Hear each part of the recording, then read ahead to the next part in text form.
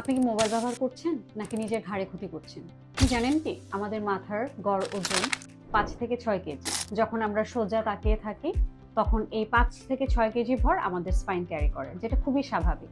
কিন্তু যত আমরা আস্তে আস্তে মোবাইলের দিকে ঝুঁকে নিচের দিকে চলে যাচ্ছি, এভাবে ৬০ ডিগ্রি যাওয়ার পর আমাদের ঘাড়ের উপর প্রায় ২৭ কেজি সমান একটা চাপ পড়ে। একটু ভেবে দেখুন তো, একটি ২৭ কেজি সমান বস্তা আপনার ঘাড়ে রয়েছে, আপনি সেটা নিয়ে সারাদিন কাজ করছেন। এভাবে ঘন্টার পর ঘন্টা যদি আপনি ঝুঁকে মোবাইলের দিকে তাকিয়ে থাকেন, সেক্ষেত্রে কি হতে পারে? তাহলে আপনার ঘাড়, চোখ এবং মেরুদণ্ড সবকিছুই ক্ষতিগ্রস্ত হতে পারে। হতে পারে বলছি কি, হবে।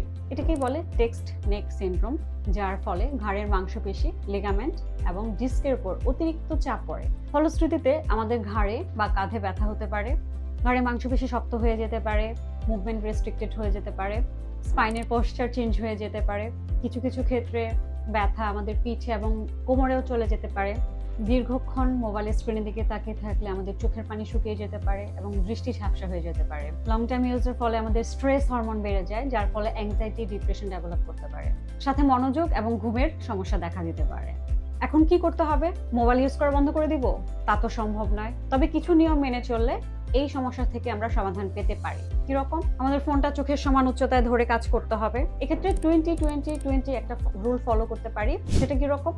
প্রতি ২০ মিনিট পর পর আমরা ২০ ফুট দূরে ২০ সেকেন্ডের জন্য তাকাতে পারি, যেটা খুব হেল্প করতে পারে। এছাড়া ঘুমের প্রায় ৩০ মিনিট আগে মোবাইলটা আমরা বন্ধ করে দূরে রেখে দিই। অতিরিক্ত স্ক্রিন টাইম কমিয়ে সেটা ২ থেকে ৩ ঘন্টার মধ্যে লিমিটেড করে ফেলতে হবে।